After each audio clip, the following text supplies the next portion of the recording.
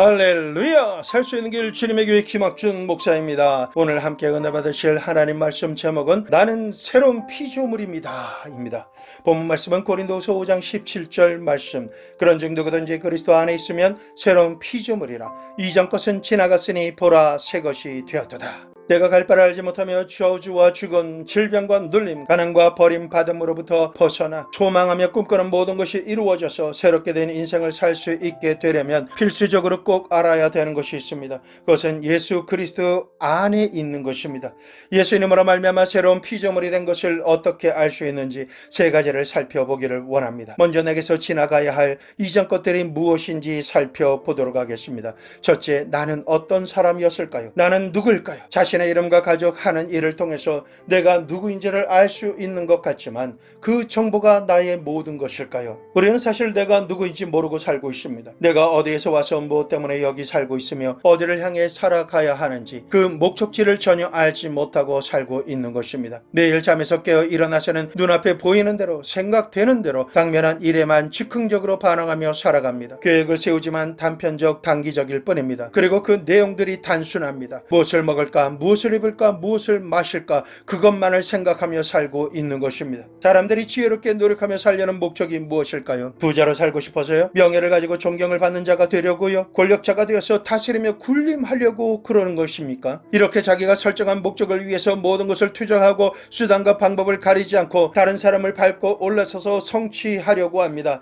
세상은 그것을 성공했다라고 표현합니다. 이러한 것을 육신의 정욕, 안목의 정욕, 이생의 자랑이라고 하는 썩어져 없어질 세상의 늪이라고 하는 것입니다. 이와 같은 늪에서 헤어나지 못하고 자꾸만 잠식되어져 가는 사람은 하나님께서 아담을 지으시고 복을 주신 모든 것을 잃어버림으로 마땅히 행할 바를 기억하지 못하고 갈 바를 알지 못하며 다람쥐 쳇바퀴와 같은 삶을 반복하는 그러한 치매 환자와 비슷한 증상을 가지고 살고 있는 것입니다. 하루를 살면서 무언가를 열심히 하며 살았는데 정작 무엇을 했는지 되돌아보면 아무것도 없습니다. 험함을 느끼는 유리하고 방황하는 미아와 같은 삶을 오늘 하루도 살았구나 하는 자신의 현주소를 볼 뿐입니다. 예쁘고 좋은 옷을 입고 맛있는 것을 먹으며 강렬한 음악과 많은 사람들이 웃으며 즐겁게 놀이기구를 타는 놀이공원에서 자신이 원하는 것이 눈에 보이면 타고 놀며 귀에 들리는 곳을 찾아갑니다. 원하는 것을 제한 없이 만져보고 다른 사람들과 어울릴 수가 있습니다. 그런데 어느 순간 자기를 보호하고 필요할 때마다 돌봐주시며 모든 대가를 지불해 주시고 함께 대화하고 동행해 주시던 부모님의 모습과 음성이 들리지 않고 자기도 부모님의 음성에 반응하지 않고 붙잡아 주시는 손을 뿌리치며 자기가 원하던 곳으로 빠르게 가서 눈앞에 보이는 것에만 모든 생각과 마음을 집중하느라 부모님을 잃어버린 것을 인지하지 못하고 삽니다. 넓고 복잡한 놀이공원에서 혼자 남아있다라는 현실을 시간이 지난 후에야 직면하게 되면 그제서야 자신이 지금까지 어디로부터 왔는지, 왜 여기에 서 있게 되었는지, 어디로 가야 찾을 수 있는지를 모르기 때문에 방황하게 됩니다. 그동안 추구하며 자랑하던 모든 것이 의미가 없어집니다. 단지 두려움만이 가득할 뿐입니다. 이처럼 우리가 해결할 수 없는 문제에 당면하면 두려움으로 인해 갈 바를 알지 못하는 끊어진 연줄과 같은 존재가 되는 것입니다. 더 큰 문제는 길과 보호자를 잃어버린 사실 그 자체조차도 인지하지 못하며 살고 되는 대로 사는 분들이 더 많다라는 것입니다. 이런 분들은 내가 찾아야 할 분이 어떤 분인지 조차 모르기 때문에 찾을 생각이나 노력조차 할 수 없는 슬픔과 절망의 존재이다라는 것입니다. 이 세상 사람들은 절망의 미로에서 자신의 부모의 손을 스스로 놓아버림으로 스스로 버림받은 미아와 같은 존재로 살아가고 있습니다. 부모님의 말씀을 듣지 않고 스스로의 욕심을 쫓아가다가 길을 잃어버린 현실의 위기에 봉착하면 죄책감과 두려움과 슬픔에 사로잡혀 살게 되는 것입니다. 이럴 때 미아가 된 아이는 부모님과 부모님의 말씀을 기억해야 하는 것처럼 우리는 창조주 하나님과 말씀을 기억해야 합니다. 전도서 12장 1절에서 2절 말씀, 너는 청년의 때에 너의 창조주를 기억하라. 곧 공고한 날이 이르기 전에 나는 아무 낙이 없다라고 할 해들이 가깝기 전에, 해와 빛과 달과 별들이 어둡기 전에, 비 뒤에 구름이 다시 일어나기 전에 그리하라. 미아가 되지 않으려면 부모님과 동행해야 합니다. 성도는 언제나 성령의 임재인 불기둥과 구름기둥 안에서만 동행함으로 주님 안에 머물거나 행진해야 하는 것입니다. 삶이 어렵고 괴로운 공고한 날이 오기 전에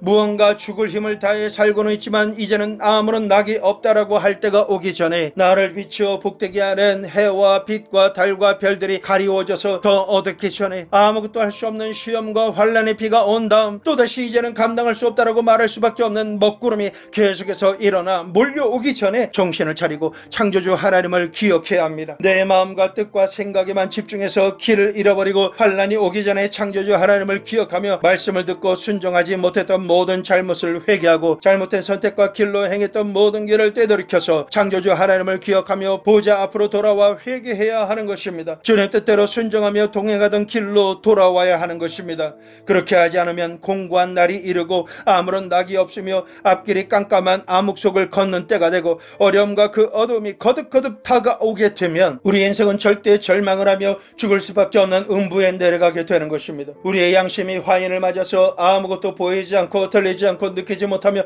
깨닫지 못하게 되면 내주하시는 성령 하나님과 양심이 회개하라고 큰 소리를 바라셔도 들리지 않게 되고 그때는 아무런 소망이 없는 존재가 됩니다. 회개하라는 음성, 돌이키라는 큰 음성에 반응하지 않고 자신이 회개하지 않을 억울함과 원망과 분노를 강하게 표출하며 자신의 연약함을 이용하는 귀신의 거짓말에 속아서 동의하고 말합니다.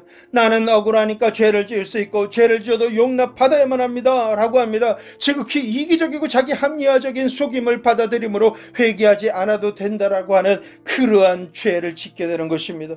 심지어 하나님을 원망하는 단계까지 가게 되는 것입니다. 이러한 마음의 상태를 가지고 합리화하는 사람들이 가장 잘 숨는 곳이 있습니다. 그것은 중독이라고 하는 장소와 분노를 표출하는 폭력과 전쟁입니다. 그러나 그런다라고 해서 양심의 소리가 없어지지 않습니다. 삶의 위기가 오고 모든 상황이 급하게 전개되어 돌아가며 질병에 걸리게 되거나 대항할 수 없는 폭력의 큰 파도에 휩쓸리게 되면 그때 다시 한번 성령께서 임하셔서 양심을 향해서 큰 소리로 바랍니다. 회개하라. 죄책감에 미로해서 길을 잃어버린 사람은 용서받을 방법과 구원받을 방법을 찾지 못한 상대로 살아있지만 죽어가고 있는 허무하고 무의미하며 공허한 인생을 홀로 외롭고 두려워하며 걸어가고 있는 것입니다. 정처 없는 하늘을 바라보며 독백합니다. 내가 이렇게 힘쓰고 애쓰며 죽을 힘을 다해서 살고 있는 이유가 무엇일까? 잘 살기 위해서? 아이들을 위해서? 그것이 과연 내가 살아가야 되는 궁극적인 목표이며 목숨을 걸고 해야 할 최종 가치일까? 그런 삶을 사는 것이 내가 태어나고 살아오며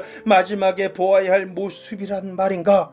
그것이 내가 살아갈 목적이라면 너무나 힘들어서 모든 것을 끝내고 싶다라고 생각할 때가 오면 그동안 죽을 힘을 다해서 노력한 것은 아무런 의미가 없는 허무 자체가 되는 것입니다. 삶이 지치고 괴로울 때 모든 사람이 느끼는 허무함, 무의미는 인간이 앓고 있는 치료할 수 없는 암과 같은 병인 것입니다. 이 병에 걸리면 누구를 막론하고 아무것도 하지 않기로 작정하거나 아무거나 하면서 살기로 작정하는 삶을 살게 됩니다. 이유와 목적 없이 흘러가는 대로 죽음을 향해 걸어가는 죄인의 인생을 살 뿐입니다. 아담과 하와가 하나님께 범죄하고 난 다음에 하나님이 두려워서 그들은 나무 뒤에 숨었습니다. 왜 그렇게 하였을까요? 벌거벗은 자신을 발견하게 되었기 때문입니다. 죄와 죄악과 허물을 숨길 수 있다고 생각하지만 내 양심과 성령께서는 죄를 지은 벌거벗은 내 모습을 보게 하시고 나의 혼은 하나님 앞에서 숨거나 감추게 만듭니다. 그 벌거벗은 수치를 가리려고 내가 선택한 내 방법과 재료인 무화과 나뭇잎을 엮어서 앞치마를 해서 입어보아도 뜨거운 햇빛에 노출되면 얼마 지나지 않아서 입은 시들고 쭈글쭈글해지다가 말라 없어져 버리고 마는 것입니다. 사람이 아무리 자신의 벌거벗은 수치를 감추려고 해도 감춰지지 않는 것에 당혹함을 느끼고 하나님으로부터 얼굴을 숨기려고 하는 순간 비극은 시작되고 마는 것입니다. 벌거벗은 상태를 가려버리고 무언가를 열심히 행하며 성취하며 모든 사람들이 인정하는 영광스러운 주인공이 되어도 죄의 문제를 해결하지 못합니다. 미래의 삶을 벗어날 길이 없습니다. 허무하고 무의미한 인생을 살 수밖에 없는 것입니다. 죽으면 흙으로 돌아갈 수밖에 없는 무의미한 인생에 불과하게 되는 것입니다. 그러므로 이 문제를 속히 지혜롭게 해결하기 위해서는 현실을 직시하는 것뿐입니다. 한순간이라도 빨리 하나님의 말씀대로 살지 못함으로 지은 죄와 벌거벗은 자신의 실상을 즉시 온전하게 발견하고 인정하며 있는 모습 그대로 자백하며 회개해야 합니다. 자신이 범한 죄를 회개하는 대신 대체해서 수치를 가리기 위해 나뭇잎으로 만든 옷을 이제 벗고 하나님께서 예비하신 나를 위해 대신 죽임을 당하고 피를 흘린 어린 양의 생명을 대가로 지불하며 만든 가죽 옷을 내가 입음으로 창조주 하나님 보호자이신 아버님과의 관계가 온전히 회복되어야 하는 것입니다. 현재 감당하기 어려운 절대절명의 위기에 직면했어도 아버지 하나님께 기도드릴 수만 있다라면 아직 기회가 있는 인생의 청년의 때라고 할 수 있습니다. 그 청년의 때 스스로 예측하고 예언할 수 있는 환난이 오기 전에 창조주를 기억하고 기도드려야 합니다. 새로운 피조물이 되기 위해서 알아야 하는 것은 죄를 지음으로 모든 것을 잃어버린 이전의 나의 모습은 사라지고 새로운 피조물이 되게 하는 구세주 예수님을 알아야 하는 것입니다. 둘째로, 나의 예수님은 어떤 분이십니까? 요한복음 3장 16절, 하나님의 세상을 이처럼 사랑하사 독생자를 주셨으니 이는 그를 믿는 자마다 멸망하지 않고 영생을 얻게 하려 하심이라. 인류에게는 멸망의 길과 영생의 길 두 가지 길이 있습니다. 그러나 예수님을 믿기로 결단하지 않으면 인간은 자신의 죄로 인해 멸망의 길을 벗어날 수가 없습니다. 우리가 멸망의 길로 갈 수밖에 없는 이유는 우리 조상 아담의 죄와 저주와 허물로 인해 벗어날 수 없는 것입니다. 이 문제를 해결해 주시기 위해서 남자의 후손이 아니라 여자의 후손으로 태어나신 분으로 인해서 우리가 구원을 받게 됩니다. 창세기 3장 15절, 내가 너로 여자와 원수가 되게 하고 내 후손도 여자의 후손과 원수가 되게 하리니 여자의 후손은 내 머리를 상하게 할 것이요 너는 그의 발꿈치를 상하게 할 것이니라 하시고, 여자의 후손이 태어나서 뱀의 머리를 깨뜨리겠다라고 말씀하신 것입니다. 예수님은 남자 없이 성령으로 잉태되어 여자의 후손으로 태어나셔서 십자가 보혈의 능력으로 마귀의 머리를 깨뜨리시고 그의 권세를 파하신 분이십니다.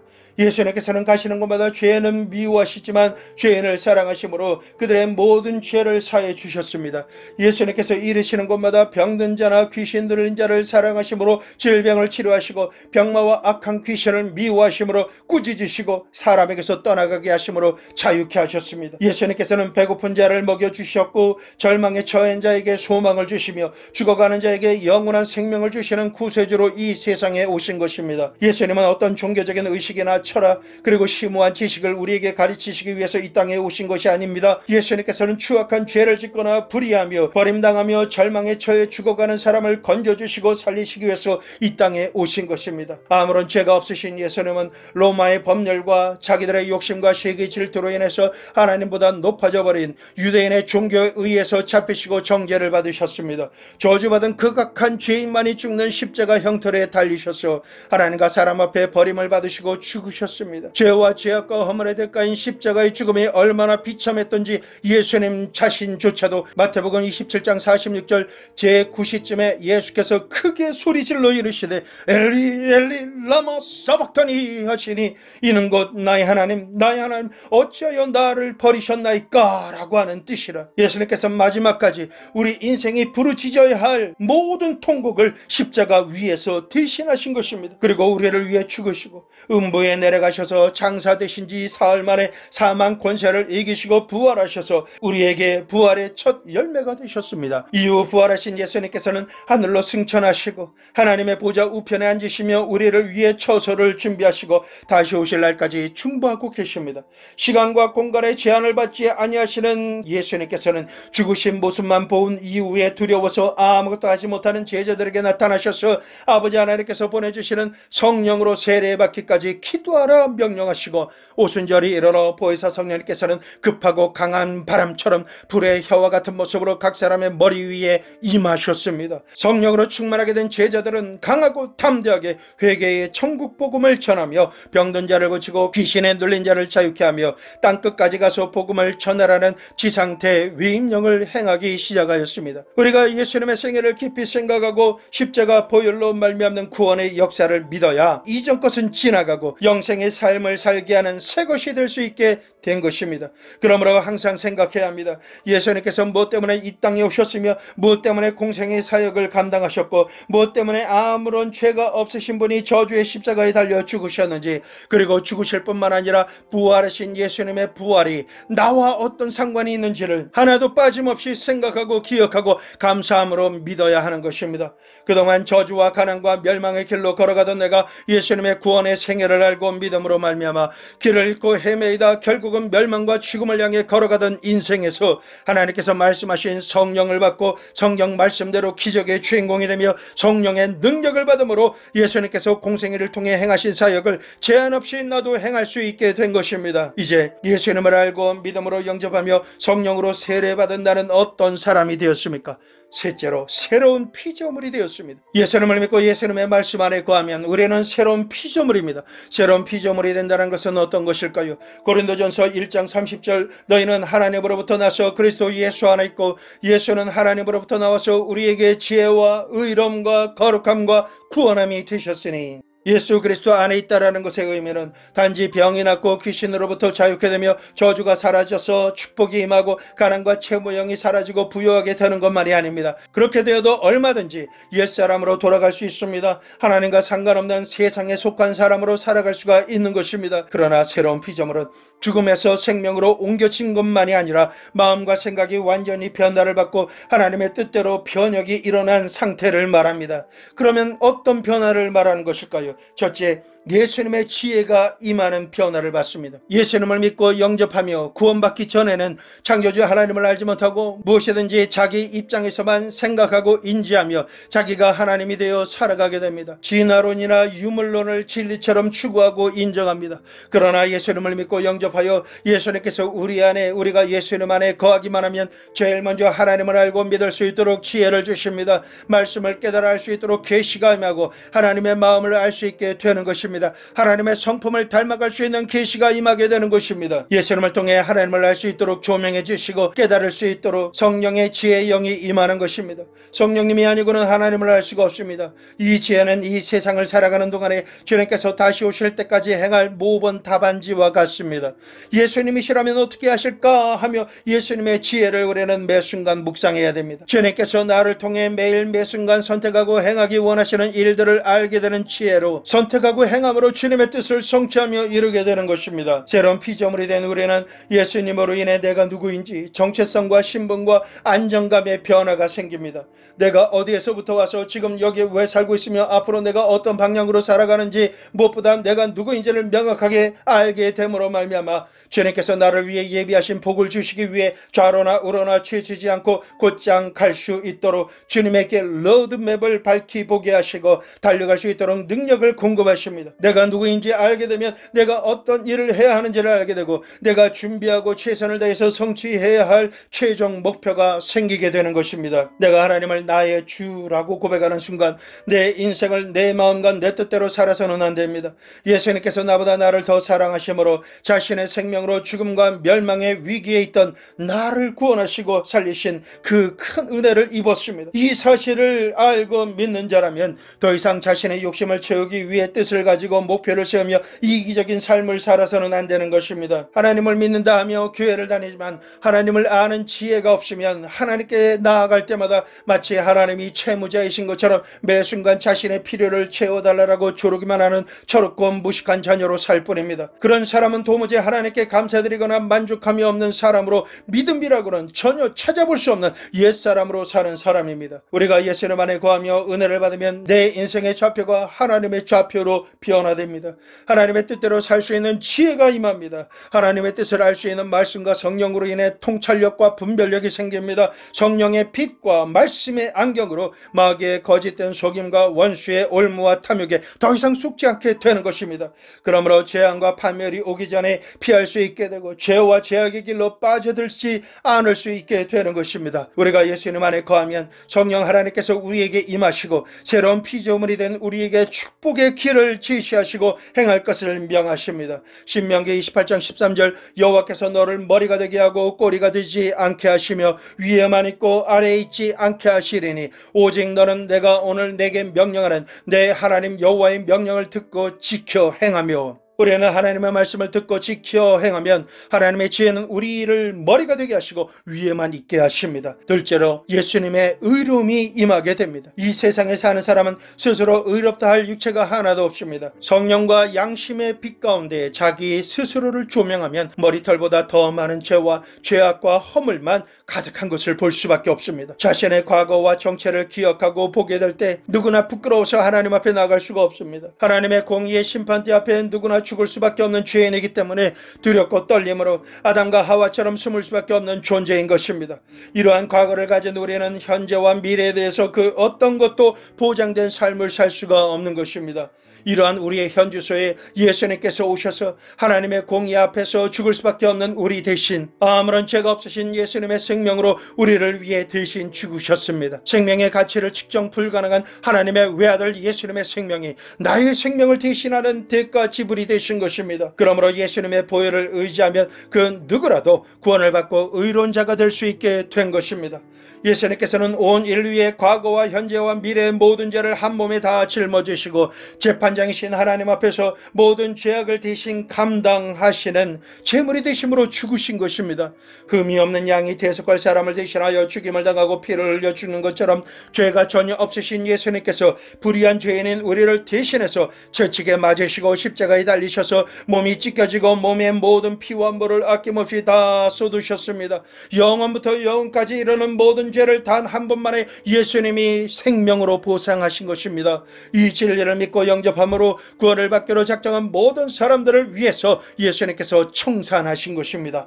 예수님께서는 십자가 위에서 이렇게 말씀하시며 운명하셨습니다. 테테레스타. 헬라인 이 말의 의미는 다 이루었다입니다. 내가 하나도 남김없이 다 청산하고 그 이상으로 지불했다라는 뜻입니다. 그러므로 우리가 예수님을 나의 구주로 모실 때 예수님 안에서 나는 완벽한 의로움을 가진 사람이 된 것입니다. 죄인이라면 하나님 앞에 나가기 전에 하나님의 거룩한 영광으로 인해 접근할 수도 없고 죽을 수밖에 없습니다. 하지만 예수님을 믿음으로 인해 새로운 피조물이 되어 죄를 한 번도 안 지은 상태가 된 것입니다. 하나님께서 우리를 의롭다 인정하시기 때문에 하나님 앞에 아무런 부끄러움 없는 존재로 나아갈 수가 있게 되며 설 수 있는 자격을 가진 자가 된 것입니다. 마귀도 더 이상 의로운 자가 된 우리를 함부로 참수할 수 없습니다. 오히려 우리가 마귀와 악한 귀신을 꾸짖고 쫓아낼 수 있는 권세를 가진 새로운 피조물이 된 것입니다. 셋째로 예수님은 나의 거룩함이 되십니다. 세상과 죄악의 포로가 되어서 하나님의 말씀을 지키며 살 수가 없어진 우리는 죄와 죄악의 유혹에 중독이 되어서 육신의 정욕, 안목의 정욕, 이생의 자랑을 추구하고 그것을 떠나려고 아무리 발버둥 치며 애를 써봐도 귀신이 주는 금단 현상으로 인해서 하나님의 법과 죄의 법의 갈림길에서 언제나 순간을 넘기지 못하고 하나님께서 싫어하시는 죄를 선택하고 짓게 됩니다. 귀신은 귀와 눈과 감각을 통해서 생각과 마음의 영역에 침투해서 하나님의 말씀을 따를 틈도 없이 눈과 귀를 가리우고 쉬지 않고 유혹하며 공격합니다. 굶주린 사자가 삼킬 기회를 누리는 것처럼 우리의 연약한 빈틈을 항상 주시하며 보고 있는 것입니다. 이러한 영적 현실의 위기를 해결할 수 있는 방법이 한 가지가 있습니다. 고린도후서 10장 5절 하나님 아는 것을 대적하여 높아진 것을 다 무너뜨리고 모든 생각을 사로잡아 그리스도에게 복종하게 하리. 하나님의 말씀을 통해 하나님의 뜻과 마음을 아는 것보다 다른 것을 생각하고 선택하려는 모든 것은 교만입니다. 내 생각이라서 내가 어떻게 할 수 없어요 라고 말하는 그 무기력한 자신을 방치해서는 안 되는 것입니다. 그 말의 배후에는 내가 죄를 사랑하고 욕심이 나고 미련이 남아있기 때문에 싫어하지 않는 것이고 싫어하지 않는데 하나님의 말씀은 하지 말라라고 하시니까 갈등이 생기는 것입니다. 그 상태가 새로운 피조물이 되지 못하는 바로 전 단계인 것입니다. 우리의 마음은 전쟁터입니다. 이곳에서 말씀과 성령의 능력으로 무기를 삼아 전투를 해야 하고 싸워서 이겨야 하는 것입니다. 어떻게 그렇게 할 수 있을까요? 하나님의 말씀을 통해서 알아야 합니다. 말씀이 없으면 싸울 무기가 없는 것입니다. 하나님을 모르면 대적과 대적의 전략을 분별할 수가 없어서 싸울 수가 없는 것입니다. 하나님의 말씀을 통해 하나님을 아는 것만이 겸손할 수 있는 방법이요 길입니다. 반면 하나님의 말씀을 모르는 만큼 자기가 높아져서 자기 생각과 지혜로 하나님을 대적하는 교만한 자가 되는 것입니다. 하나님을 아는 자는 하나님보다 높아져 있는 모든 것을 무너뜨리고 자신의 모든 생각을 사로잡아 예수님의 말씀과 명령에 복종하는 사람입니다.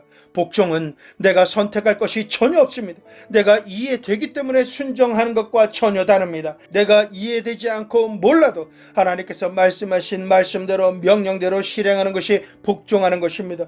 복종은 명령하시는 분을 알고 신뢰하며 절대적으로 믿는 자만이 행할 수 있는 최선의 충성입니다. 그것은 하나님께서 주신 명령입니다. 그 명령은 계명입니다. 하나님의 계명을 지킬 때만 거룩한 백성 성도가 될 수 있는 것입니다. 그러나 하나님의 계명을 우리의 힘과 의지로 온전히 지킬 수 있을까요? 아니요. 성령 하나님께서 나의 심령에 임하셔서 하셔서 하나님의 뜻을 사모하는 마음으로 정하게 하시지 않으면 지킬 수가 없는 것입니다. 그러니 성령을 받으십시오. 성령으로 충만하십시오. 성령으로 충만할 때만 예수님 안에 거하며 하나님 말씀에 복종할 수 있습니다. 성령과 예수님의 말씀으로 거룩하게 되면 거룩한 생각, 말, 일을 행할 수 있게 되고 거룩한 삶을 살 수 있게 되는 것입니다. 예수님만을 바라보시면서 깊이 사랑하십시오. 예수님의 거룩함으로 인해 내가 거룩해지는 것입니다. 나를 사랑하심으로 십자가의 모진 고통을 감당하신 예수님을 바라보며 그 모습과 사랑을 깊이 느끼는 만큼 내가 추구했던 죄를 미워하게 되고 떠나게 될 수 있는 것입니다. 끝없이 자신을 사랑해 주시는 예수님의 마음을 슬프게 하기 싫어서 죄를 사랑하는 자신을 보며 탄식하며 회개하게 되는 것입니다. 돌이킬 수 있게 되는 것입니다. 마음속의 전투에서 죄를 짓지 않기로 작정하고 거룩하게 되려고 싸우는 자가 됩니다. 하나님의 마음에 합당한 결정을 행함으로 주님을 기쁘시게 하는 자가 되는 여정을 살아갈 수 있게 되는 것입니다. 이러한 마음은 거룩한 영이신 성령 하나님만이 도와주시고 거룩한 삶을 살 수 있도록 격려해 주십니다. 응원해 주십니다. 이 말씀에 순종할 때마다 우리 심령 깊은 곳에는 기쁨의 샘이 솟아나고 넘쳐오르게 되는 것입니다. 넷째로 예수님은 나의 구원이 되십니다. 구원이라는 영어 단어는 redemption이라고 합니다. 아담과 하와가 하나님을 반역하고 죄를 짓고 에덴에서 쫓겨나갔을 때 온 인류는 마귀에게 종으로 팔린 것입니다. 인간은 죽음의 종, 질병의 종, 저주의 종, 멸망의 종으로 팔렸습니다. 이처럼 죄의 종으로 팔려서 죄의 노예로 살고 있을 때 하나님께서 우리를 자유인으로 돌이키시기 위해서 종으로 팔린 우리의 가치를 훨씬 뛰어넘는 대가를 독생자 예수 그리스도의 생명으로 다 지불하심으로 우리를 사주셨습니다. 그것을 구원 혹은 구속이라고 말하는 것입니다. 예수님은 하늘 보좌를 떠나 이 땅에 오셔서 우리의 고난의 쓴잔을 다 마시셨습니다. 우리를 치료하시기 위해 채찍에 맞으셨으며 가난의 저주를 솎아시려고 가시관을 쓰셨습니다. 저주의 십자가에서 물과 피를 다 흘리심으로 저주 가운데 죽을 수밖에 없는 우리의 생명을 구원하시기 위해 죽음의 생명과 바꾸신 나의 구원자가 되신 것입니다. 그러므로 우리는 지금까지 살아온 종의 생활에서 완전히 노염남을 받은 구원받은 자가 된 것입니다.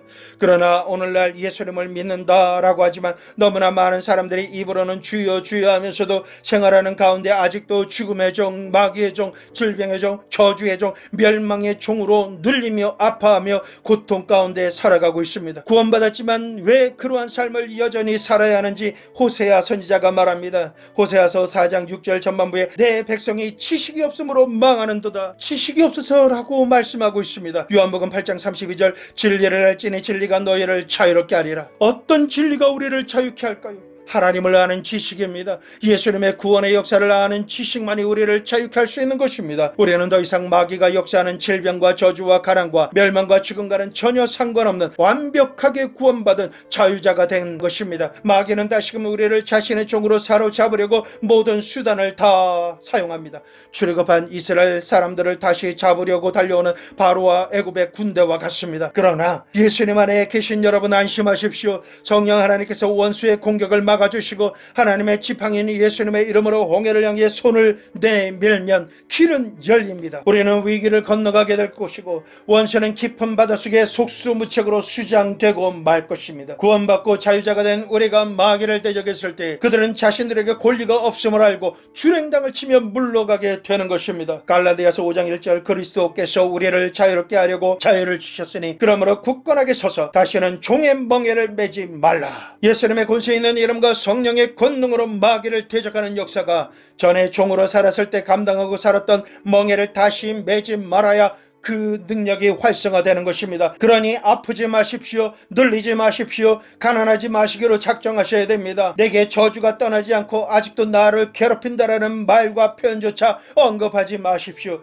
이렇게 선포하십시오. 나는 예수님께서 나의 병과 고통으로부터 치료하시고 자유케 하시기 위해서 채찍에 맞으시고 살이 찢기고 피를 흘리심으로 대가를 지불하셨다. 그러므로 나는 더 이상 병의 쇠사슬에 묶여서 종노릇하지 않을 것이다. 그러니 이 악하고 더러운 병마야 나를 아프게 하고 고통스럽게 하는 모든 것을 가지고 떠나갈지어다. 모든 질병은 성령의 불에 타서 소멸될지어다. 깨끗하고 온전하게 치료될지어다. 마귀야, 너는 더 이상 나에게 역사할 그 어떤 권리도 없다. 사라졌다. 그러니 떠나가라. 물러가라. 떠나갈지어다. 원수 마귀야, 내가 나의 삶에서 역사했던 모든 일과 능력을 멈춰라. 모든 수작을 멈추고 떠나가라. 예수님으로 인해 구원받은 나는 멸망당한 너와 전혀 상관이 없다. 나는 자유자 자이다. 나와 내 자녀와 내 가족들에게서 역사할 수 없음을 명한다. 너의 모든 역사는 박살날지어다. 소멸될지어다. 무적행위로 들어갈지어다. 여러분, 우리는 가난과 저주의 삶에서 자유케 되어야 합니다. 가난과 채무와 저주에서 자유케 되어서 부요한 자가 되어 주는 자가 될 수 있기를 예수님의 이름으로 축원합니다.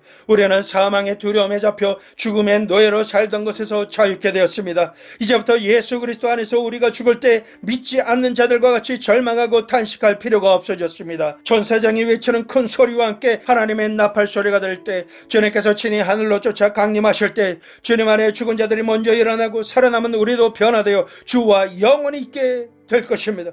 지금 죽음으로 말미암아 육신이 서로 헤어진다 하더라도 잠깐 후에 주님께서 다시 오실 때 모두 다 함께 만나는 날이 다가옵니다. 그러므로 우리의 슬픔은 믿지 않는 자와 같이 절망적인 슬픔이 아니라 잠깐 동안 이별하는 눈물이 될 수밖에 없는 것입니다. 오늘 이 시간 나는 새로운 피조물이다 라고 선포하는 모든 분들은 지금부터 놀랍고 위대한 기적의 삶, 은혜와 평강이 충만한 자유자의 삶을 사시게 된 것입니다. 영혼과 육신과 생활과 관계가 완전히 치료받고 하늘에서 온전한 것 같이 온전함을 덧입는 새 사람으로 영생을 살아가게 됩니다. 새로운 피조물이 된 사람은 종과 노예의 삶에서 벗어날 수 없었던 모든 묶임이 풀어지고 죄책감과 정죄에서 벗어나게 됩니다. 허무한 인생, 무의미한 삶의 늪에서 우리가 벗어나게 되고 죽음과 상관없어지게 된 것입니다. 지금 이 순간 생명으로 대풍성하게 얻게 되는 기적의 주인공이 될 것이고, 하나님께서 높이심으로 아브라함의 복을 누릴 것이며, 예수님의 공로와 이름의 권세로 인해서 자신이 살아가는 모든 날